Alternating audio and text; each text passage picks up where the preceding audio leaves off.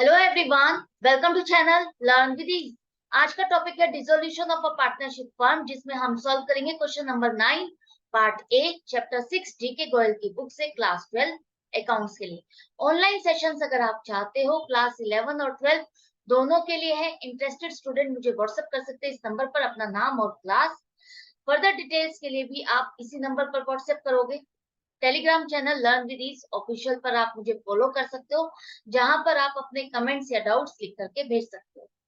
तो पार्टनर है प्रीतम और नरेश, फर्म को डिसॉल्व करना चाहते हैं। बैलेंस शीट दी गई है। इनकी प्रॉफिट शेयरिंग रेशियो क्या होगी? प्रॉफिट शेयरिंग रेशियो क्वेश्चन में आगे दिया गया है कि उनकी कैपिटल के अकॉर्डिंग मेंटेन करनी है आपको। कैपिटल के अकॉर्डिंग उनकी प्रॉफिट शेयरिंग रेशियो है। जितनी जिस पार्टनर ने कैपिटल लगाई है उसी हिसाब से उसको प्रॉफिट मिलेगा। तो कैपिटल क्या है दोनों? 40,000 और 20,000।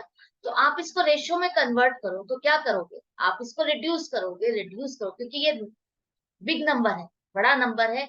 इसके साथ कैलकुलेशंस आपके लिए क्या हो जाती है? लेंदी हो जाती है। तो हम क्या करते हैं, एक बड़े नंबर को छोटा कर लेते हैं, रिड्यूस कर लेते हैं। अगर वो एक ही नंबर से डिवाइड हो सकते हैं तो टू से डिवाइड करो। जीरोस तो आपकी कटी जाएंगी आपस में। टू से डिवाइड करोगे दोनों को तो क्या आ जाएगा आपका? 2:1। तो प्रॉफिट शेयरिंग रेशियो हो गई इन दोनों पार्टनर की 2:1। अब डिसॉल्व कर रहे हैं तो एसेट्स को बेचा गया है, लाइबिलिटीज को पे किया गया है। किस हिसाब से किया गया है वो सारी इंफॉर्मेशन दी गई है। आपको बनानी है जर्नल एंट्रीज, रियलाइजेशन अकाउंट और कैपिटल अकाउंट। तो सभी फॉर्मेट तैयार रखो, हम साथ के साथ जर्नल एंट्रीज बनाते जाएंगे और पोस्टिंग भी करते जाएंगे। तो किस तरह से करना है, लेंदी क्वेश्चन है तो पेशेंस के साथ एंड तक बने रहना। तो एक एक चीज को आप पिक करोगे। एसेट्स है तो एक एक करके पिक करो और देखो क्या वो रियलाइजेशन अकाउंट में आपको लिखनी है या नहीं लिखनी। एसेट्स है तो आप डेबिट साइड पर लिखोगे। कैश एट बैंक 400 रुपए आपका रियलाइजेशन अकाउंट में नहीं आएगा। स्टॉक इन ट्रेड आएगा 21,500। बिल्स रिसीवेबल आएगा 8800 रुपए। डेटर्स डेटर्स आप कितने अमाउंट से दिखाओगे? 43,500 से नहीं, आप ग्रॉस अमाउंट 45,000 से यहाँ दिखाओगे। डेटर्स 1,500 रुपए कहाँ आएंगे आपके? रियलाइजेशन अकाउंट में क्रेडिट साइड पर। अभी रुक जाओ, पहले एसेट्स को कवर कर लो। फर्नीचर आपका आएगा 3,000 रुपए। प्लांट एंड मशीनरी 23,000, ये भी आएगा। गुडविल गुडविल भी आपके रियलाइजेशन अकाउंट में आएगा क्योंकि ये फिक्शियस एसेट नहीं है, इंटेंजिबल एसेट है, फिक्शियस नहीं है। तो आपकी ये एक एसेट है जिसे आप यहाँ पर शो करोगे 20,000 रुपए से। प्रीपेड इंश्योरेंस भी आपकी एसेट है। 300 रुपए आपने इंश्योरेंस एक्सेस पे किया हुआ है, तो ये आपकी एसेट है। हाँ, अब आपको इसकी सर्विसेज नहीं मिलेगी। आप सोच रहे होगे कि मैम ये कन्वर्टेबल इन कैश तो नहीं है। बिल्कुल सही बात है, कन्वर्टेबल इन कैश नहीं है। अब आप इसकी सर्विसेज ही ले सकते हो, कैश में इसको कन्वर्ट नहीं कर सकते। तो आपकी ये एसेट है, लेकिन तो इसको आप शो करोगे। नॉन कन्वर्टेबल एसेट्स का मतलब था जैसे कि प्रॉफिट एंड लॉस अकाउंट का डेबिट बैलेंस या एडवर्टाइजमेंट सस्पेंस अकाउंट, उनको आप नहीं कवर करोगे, बाकी सभी आपके कवर किए जाएंगे। तो प्रीपेड इंश्योरेंस अकाउंट भी आपका 300 रुपए यहाँ पर आएगा। ये हो गई आपकी सारी एसेट्स। एंट्री क्या बनेगी? एंट्री बनेगी realisation account debit. Debit side पर लिख रहे हो तो डेबिट करोगे। और सारी एसेट्स जो आपको रियलाइजेशन अकाउंट में लिखनी है, जितनी भी एसेट्स, उनको आप क्या करते हो? क्रेडिट करोगे। तो क्रेडिट करने के लिए आप सभी एसेट्स को क्रेडिट में लिखो और एंड में लिखो assets transfer to realisation account. तो जर्नल एंट्री भी बन गई। रियलाइजेशन अकाउंट में आपने डेबिट साइड पर सभी एसेट्स को भी लिख दिया। इसी तरह लाइबिलिटीज को आपको करना है। इससे पहले देखो, प्रोविजन फॉर डेट्स आपका रहता है 1,500 रुपए, ये रहता है ना आपका, जिसे आपको क्रेडिट साइड पर लिखना है। तो इसको लिख लो। इसकी एंट्री क्या बनेगी? इसकी एंट्री बनेगी provision for debts account debit to realisation account 1,500 रुपए। ये भी हो गया क्लियर।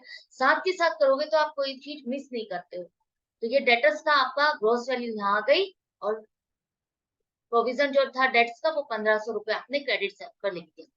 लाइबिलिटीज के लिए आप देखो, लाइबिलिटी साइड पर आ जाओ और अब देखो कौन सी लाइबिलिटी को आपको रियलाइजेशन अकाउंट में लिखना है। कैपिटल अकाउंट्स आप नहीं लिखोगे। लोन अकाउंट में पार्टनर से रिलेटेड लोन जो है वो आपका नहीं है, लेकिन जो पार्टनर की वाइफ मिसिस प्रीतम है, वो वाइफ है, पार्टनर की वाइफ है, वो आउटसाइड पार्टी हो गई है। तो इसको आप यहाँ पर लिखोगे रियलाइजेशन अकाउंट में, क्रेडिट साइड पर लिखोगे by Mrs Pritam's loan account 10,000 रुपए। क्लियर है। इसके बाद सन्ड्री क्रेडिटर्स 36,000, ये भी आपके आ जाएंगे क्रेडिट साइड पर। आउटस्टैंडिंग रेंट, रेंट है, आपको पेमेंट करनी है, आपने अभी तक नहीं की, लाइबिलिटी है, तो ये भी आपका आएगा क्रेडिट साइड पर 500 रुपए। एंट्री क्या बन जाएगी, तीनों जो आपने लाइबिलिटीज हैं, जो भी आपने लाइबिलिटीज रियलाइजेशन अकाउंट में ट्रांसफर किए, वो आपके तीनों अकाउंट आपके डेबिट हो जाएंगे और रियलाइजेशन अकाउंट आपका क्रेडिट हो जाएगा टोटल अमाउंट से। ये भी हो गई आपकी एंट्री भी हो गई। अब बारी आती है किस एसेट को आपको किस एसेट पर आपको कितनी पेमेंट मिली है, कितनी अमाउंट मिली है, किसको आपने कितनी अमाउंट से बेचा। तो सबको आप एक कंसोलिडेटेड अमाउंट निकालोगे, अलग अलग पोस्टिंग नहीं करोगे। जितनी भी एसेट्स हैं, अगर आप इनको बेचते हो तो जो सेल प्रोसीड्स हैं, अब आप रियलाइजेशन अकाउंट के क्रेडिट साइड पर लिखोगे। तो आप एक अमाउंट निकाल लो, स्टॉक 20,000 में बेचा, बिल्स रिसीवेबल 3800 रुपए के मिले, और फर्नीचर 5100 रुपए, प्लांट एंड मशीनरी 35,000, और डेटर्स आपको 10% less than book value, 10%। Debtors अब आपके ये माने जाएंगे, तो 45,000 में से 10% लेस कर दो तो 4500 रुपए माइनस कर दोगे तो कितना आएगा, 40,500। ये वो अमाउंट है जो आपको डेटर्स से रिकवर हुई है। प्रोविजन अलग है, इसको आप अलग रहने दो। बेड डेट्स अब आप भूल जाओ कि बेड डेट्स हैं, आप ये मान के चलो जो आपको यहाँ पर दी गई है इंफॉर्मेशन, इसी के अकॉर्डिंग अब आपको डेटर्स रिकॉर्ड करनी। तो सन्ड्री डेटर्स अब आपके 10% लेस मिले हैं, मतलब कि 4500 रुपए बेड डेट्स हो गए आपके, तो 40,500 मिले। टोटल अमाउंट आपकी क्या आ गई, 1,44,000 रुपए। आपकी सारी एसेट्स आपको रिकवर हो गई, सेल होकर के इतनी अमाउंट मिल रही है। तो अब आप इसको कहाँ लिखोगे, क्रेडिट साइड पर। By bank account assets realised 1,04,400 रुपए। जो गुडविल है या प्रीपेड इंश्योरेंस, इसके बारे में क्वेश्चन में नहीं लिखा। तो जिस एसेट के बारे में कुछ भी नहीं लिखा हो कि इनकी वैल्यू आपको मिली है या नहीं मिली, बेचा तो आपको कुछ अमाउंट मिली या नहीं मिली, तो उनको आप क्या लेके चलोगे कि उनसे रिलेटेड आपको क्या मिला है, नील मिला है, जीरो मिला है, नील बटा सन्नाटा, कुछ भी नहीं मिला इससे रिलेटेड आपको, तो वो जीरो अमाउंट है, तो आप उसको कवर नहीं करोगे। जिसके बारे में लिखा है, जिस एसेट के बारे में लिखा है कि इसके लिए आपको इतनी अमाउंट मिली है, वही आप कवर करोगे। तो ये आपको अमाउंट मिल गई 1,04,400। एंट्री बन जाएगी बैंक अकाउंट डेबिट, बैंक में पैसा जमा होगा ना, जब आप एसेट्स को बेच रहे हो, पैसा फर्म में आ रहा है, तो bank account debit. Realisation account में क्रेडिट साइड पर लिखोगे, रियलाइजेशन अकाउंट आपका क्रेडिट होगा। क्लियर है किस तरह से आपको लिखना है, वर्किंग नोट ये बनेगा, एंट्री ये बनेगी, और आपको रियलाइजेशन अकाउंट में क्रेडिट साइड पर इस तरह से पोस्टिंग करनी है। साथ ही साथ बैंक अकाउंट में यहाँ पर लिखो, ओपनिंग बैलेंस आपका क्या है, 400 रुपए, और बैंक में जो पैसा आया है एसेट्स को बेचकर 1,04,400, ये अब आपका यहाँ पर आ जाए। इसी तरह से लाइबिलिटीज को देखो, उसको भी आपने पे किया है, लाइबिलिटीज को पे कर रहे हो, क्रेडिटर्स को आपने पे किया है 5% आपको डिस्काउंट किया। क्रेडिटर्स कितने हैं आपके, 36,000। 36,000 पर अगर आपको 5% डिस्काउंट मिल रहा है तो 1,800 रुपए का डिस्काउंट मिला। आपने कितने रुपए पे किए, 34,200 रुपए क्रेडिटर्स को पे किया। इसके बाद आपने पेमेंट क्या की है, आपने एक्सपेंसेस पे की है, जो डिसोल्यूशन से रिलेटेड पेमेंट है वो आपने की है 800 रुपए रियलाइजेशन एक्सपेंस। तो टोटल आपने लाइबिलिटीज की पेमेंट कितनी की है, 35,000 रुपए। तो ये अब आप कहाँ लिखोगे, लाइबिलिटीज की पेमेंट करते हो तो आप डेबिट साइड पर लिखोगे, तो आप यहाँ पर पोस्टिंग करते हो टू बैंक अकाउंट क्रेडिटर्स और एक्सपेंसेस की पेमेंट की है 35,000 रुपए, और एंट्री बन जाएगी realisation account debit to bank account. Payment कर रहे हो तो बैंक आपका क्रेडिट होगा 35,000। डोंट वरी, अभी जो बाकी की लाइबिलिटीज हैं उसके बारे में भी डिस्कस करेंगे। तो आप यहाँ पर बैंक अकाउंट में क्रेडिट साइड पर लिखो 35,000 रुपए की पेमेंट हो गई है, ठीक है। इसके बाद यहाँ पर देखो, ध्यान से देखो, बैंक से जो पेमेंट होनी थी वो तो आपने कर दी, लेकिन बाकी की जो लाइबिलिटीज रह गई है, प्रीतम वाइफ्स लोन जो आपका 10,000 है, वो कौन ले रहा है, वो प्रीतम ने कहा कि मैं इस लाइबिलिटी को टेक ओवर कर रहा हूँ, मैं उसको पे कर दूंगा। तो जब एक पार्टनर लाइबिलिटी को टेक ओवर कर लेता है, तो आप उसकी एंट्री क्या करोगे और उसको कहाँ लिखोगे। अब आप उसको अपने फर्म के बैंक से पेमेंट नहीं कर रहे हो, एक तरह से पार्टनर पे कर रहा है, तो अब फर्म की लाइबिलिटी क्या हो जाएगी, फर्म की लाइबिलिटी हो जाएगी अब उस पार्टनर को पेमेंट करने की। तो आप यहाँ पर पोस्टिंग करोगे to Pritam's capital account 10,000। Bank से पैसे नहीं निकल रहे फर्म के, लेकिन फर्म के बिहाफ पर कौन पे कर रहा है, पार्टनर पे कर रहा है, तो उसके कैपिटल अकाउंट को आप क्रेडिट करोगे। अब उसको पेमेंट की जाएगी 10,000 रुपए। तो एंट्री क्या बन जाएगी आपकी, रियलाइजेशन अकाउंट डेबिट 10,000, जो ये लोन था वाइफ का लोन, इसकी पेमेंट की जा रही है और कौन कर रहा है, पार्टनर पे कर रहा है। तो पार्टनर के कैपिटल अकाउंट को अब आप क्रेडिट कर दो 10,000। अब इसको पेमेंट नहीं करनी, इसको पेमेंट करनी है, पार्टनर को करनी है जिसने उसकी लाइबिलिटी को पेमेंट कर दिया, फर्म की लाइबिलिटी को पेमेंट कर दी है। तो प्रीतम्स कैपिटल अकाउंट अब आपका क्रेडिट हो जाएगा 10,000। आई होप आपको अच्छे से समझ में आ गया। ये एंट्री बन गई। साथ के साथ पार्टनर्स कैपिटल अकाउंट में भी पोस्टिंग करोगे ताकि आपकी मिस्टेक ना हो, कोई मिस ना हो जाए। तो सबसे पहले ओपनिंग बैलेंसेस आ जाएंगे आपके 40,000 और 20,000। और जो प्रीतम ने वाइफ का लोन टेक ओवर किया है, लाइबिलिटी टेक ओवर की है, वो भी आप कहाँ लिखोगे, क्रेडिट साइड पर। एंट्री यही बनी है ना, realisation account debit to Pritam's capital account. तो 10,000 आपने क्रेडिट साइड पर ये पोस्टिंग कर दी। नेक्स्ट इसी तरह से देखो, नरेश एग्रीड टू पे आउटस्टैंडिंग रेंट। आउटस्टैंडिंग रेंट आपका कितना आ रहा है, 500 रुपए। अब ये लाइबिलिटी कौन टेक ओवर कर रहा है, ये लाइबिलिटी नरेश टेक ओवर कर रहा है। वो कह रहा है कि मैं अपने आप से पे कर दूंगा। तो अब बैंक से तो पेमेंट हो नहीं रही फर्म की, तो एंट्री क्या हो जाएगी आपकी, realisation account debit to Naresh capital account. अब आपको ये रेंट की पेमेंट नहीं करनी फर्म को, फर्म किसको पे करेगी, नरेश को। तो टू नरेश कैपिटल अकाउंट आप करोगे, डेबिट साइड पर लिखोगे 500 रुपए। एंट्री बनेगी realisation account debit to Naresh capital account 500 रुपए। बैंक से पैसे नहीं जा रहे, अब आप पार्टनर को पे करोगे, पार्टनर ने पेमेंट कर दी है। ये लाइबिलिटी किस तरह से पेमेंट की गई है, इस तरह से, जिस तरह से मतलब कि आपके पार्टनर ने पेमेंट की है, तो आप रियलाइजेशन अकाउंट में उसी का नाम लिख दोगे। 500 रुपए यहाँ आ गया। अब इसको आप पार्टनर्स कैपिटल अकाउंट में भी यहाँ पर लिखो, by realisation account outstanding rent 500 रुपए, उसके अकाउंट को आप क्रेडिट करोगे। फर्म की लाइबिलिटी हो गई कि अब वो ये पेमेंट पार्टनर को करे। ये सारी लाइबिलिटीज अब आपकी देखो। एक चीज इंपॉर्टेंट है, ध्यान रखना, एसेट्स जो आपको क्वेश्चन में लिखी है उसको आप ध्यान दो, जिसमें आपको अमाउंट रिसीव हो रही है वही आपको कवर करना। लेकिन लाइबिलिटीज में एक पॉइंट याद रखना, क्या क्वेश्चन में जो इंफॉर्मेशन दी गई है वो सभी लाइबिलिटी से रिलेटेड है, सभी लाइबिलिटी से रिलेटेड इंफॉर्मेशन है तो ठीक है, सभी की पेमेंट आप उसी हिसाब से दिखा दोगे।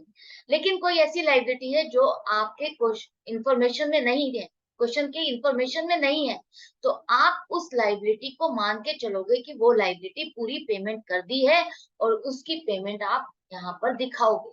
जैसे कि मान लो यहाँ पर आउटस्टैंडिंग रेंट के बारे में कोई इंफॉर्मेशन ना दी होती कि नरेश ने पेमेंट की है या नहीं की, या आप बैंक से पेमेंट कर रहे हो नहीं कर रहे हो, फर्म पेमेंट कर रही है या नहीं कर रही, तो आप ये मान के चलोगे कि कोई इंफॉर्मेशन क्वेश्चन में नहीं है तो भी ये लाइबिलिटी की पेमेंट की जाएगी, लाइबिलिटी पे की जाएगी। तब आपकी एंट्री हो जाती आउटस्टैंडिंग रेंट, नहीं sorry, realisation account debit to bank account, bank से पेमेंट होती 500 रुपए। क्लियर है, ये पॉइंट इंपॉर्टेंट है, याद रखना कि जब लाइबिलिटी कोई है ऐसी जो आपने यहाँ पर लिखी है और उसके बारे में इंफॉर्मेशन नहीं है, तो आप उसकी पेमेंट दिखाओगे। एंड में यहाँ पर अब आपको चेक करना है कि रियलाइजेशन में प्रॉफिट आ रहा है या लॉस आ रहा है। डेबिट साइड का टोटल ज्यादा है, इसका मतलब लॉस है। लॉस है तो आप क्या करोगे, पार्टनर्स में डिस्ट्रीब्यूट कर दोगे। प्रॉफिट शेयरिंग रेशियो आपने क्या निकाली, 2:1, कैपिटल के अकॉर्डिंग निकाली थी ना आपने, तो 2:1 में आप इन दोनों में डिस्ट्रीब्यूट कर दोगे। 14,700 को आपने डिवाइड कर दिया 9800 और 4900 रुपए यहाँ पर अब आप पोस्टिंग कर दोगे। 14,700 लॉस है तो पार्टनर्स के अकाउंट में अब आप क्या करोगे, डेबिट करोगे। एंट्री बन जाएगी, दोनों के अकाउंट आप डेबिट करोगे, रियलाइजेशन अकाउंट आपका क्रेडिट हो जाएगा। ये अकाउंट आपका पूरा हो गया, कंप्लीट हो गया रियलाइजेशन अकाउंट। साथ के साथ पार्टनर्स के अकाउंट में आप ये पोस्टिंग कर दो, लॉस की 9800 4900 लॉस है, डेबिट करोगे, याद रखना। इसके बाद अब आपका आ जाता है यहाँ पर देखो बैलेंस शीट में, आपने मिसिस प्रीतम जो था 10,000 रुपए उसकी तो पेमेंट हो गई, वो आउटसाइड लाइबिलिटी थी, सारी पेमेंट हो गई आपकी। अब बारी आती पार्टनर से लोन के बारे में। तो यहाँ पर नरेश जो पार्टनर है उससे लोन लिया है फर्म ने 14,000, इसकी पेमेंट की जाएगी। इसकी पोस्टिंग करो, उसका अकाउंट बनाओ 14,000 और इसकी पेमेंट शो करो तो बैंक अकाउंट 14,000। एंट्री क्या हो जाएगी आपकी, Naresh loan account debit to bank account. ये पेमेंट कर रहे हो आप, ये अकाउंट भी क्लियर हो गया, नरेश के लोन की भी पेमेंट हो गई। इसी सीक्वेंस में पेमेंट की जाएगी आपकी, जो भी लाइबिलिटी से पहले आउटसाइड लाइबिलिटीज की पेमेंट करते हो, फिर पार्टनर्स के लोन या एडवांसेस की पेमेंट करते हो। यहाँ पर अब आप बैंक अकाउंट में शो कर दो बाय नरेश लोन अकाउंट, जो आपने पे करा है, तो क्रेडिट साइड पर आप शो करोगे, बाय टू बैंक अकाउंट किया था आपने एंट्री में, तो क्रेडिट साइड पर आप 14,000 दिखाओगे। इसके बाद अब बारी आती है पार्टनरशिप कैपिटल अकाउंट की। अब इनके बैलेंसेस निकालो, कितना बैलेंस रह गया है और वो पेमेंट की जाएगी। तो बैलेंस दोनों के अकाउंट में जितना आ रहा है, 40,200 प्रीतम का, नरेश का 15,600 रुपए, इन दोनों की पेमेंट की जाएगी और ये अकाउंट क्लोज कर दिए जाएंगे। एंट्री क्या बनेगी? Pritam capital account debit, Naresh capital account debit, दोनों का बैलेंस, और टू बैंक अकाउंट पेमेंट कर रहे हो तो बैंक क्रेडिट हो जाएगा 55,800 से। एंड में टोटल लिखो, ये अकाउंट भी आपका क्लियर हो गया, खत्म हो गया। और बैंक अकाउंट में यहाँ पर अब आप दोनों की पेमेंट दिखाओगे, दोनों की पेमेंट क्रेडिट साइड पर आप दिखाओगे, बैंक अकाउंट क्रेडिट हो रहा है। अब आपको चेक करना है क्या बैंक में कोई क्लोजिंग बैलेंस आ रहा है? नहीं आ रहा। दोनों साइड का टोटल मैच कर रहा है? हाँ मैच कर रहा है। तो बल्ले बल्ले है, आपका क्वेश्चन कंप्लीट हो गया और करेक्ट हो गया एक ही बार में। विद जर्नल एंट्रीज हमने पूरा क्वेश्चन कंप्लीट कर लिया है smoothly, without any single mistake. तो आई होप आपको अच्छे से समझ में आ गया किस तरह से क्वेश्चन को अटेम्प्ट करना है। सीक्वेंस भी देख लो दोबारा से, realisation account, partners loan account, partners capital account और बैंक अकाउंट। इसी सीक्वेंस में आपको अपने अकाउंट्स रखने हैं। जर्नल एंट्रीज या तो आप स्टार्टिंग में बना सकते हो या एंड में एक साथ बना सकते हो, लेकिन मेरी सजेशन यही रहेगी कि आप या तो पहले अकाउंट सारे कंप्लीट कर लो और फिर आप एक एक जर्नल एंट्री बनाओ, या आप सारे अकाउंट्स बना ही रहे हो, साथ के साथ पोस्टिंग भी करते जाओ और जर्नल एंट्रीज भी साथ के साथ एंड में बनाते जाओ, तो आपकी कोई मिस्टेक नहीं होगी, कोई भी चीज मिस नहीं होगी। तो इस तरह से आप क्वेश्चन को कंप्लीट करोगे तो जल्दी होगा, विदाउट मिस्टेक। और वर्किंग नोट भी वहीं साथ के साथ उस पेज पे बनाते जाना, ताकि एग्जामिनर को वहीं आपकी सारी कैलकुलेशंस मिल जाएगी, तो उसे ढूंढना नहीं पड़ेगा कि आपने कैलकुलेशंस के लिए वर्किंग नोट कहाँ बनाए हैं। तो आपकी जो वर्किंग नोट से रिलेटेड मार्क्स हैं वो आपके डिडक्ट नहीं होंगे, एक ही बार में आपकी सारे जो स्टेप बाय स्टेप आपके मार्किंग के साथ आपको जो मार्क्स मिलते हैं वो आपको साथ के साथ दिए जाएंगे। तो मैं मिलती हूँ आपसे नेक्स्ट वीडियो में नेक्स्ट क्वेश्चन के साथ, लेकिन आपको अपनी प्रैक्टिस जारी रखनी है। Good bye and take care.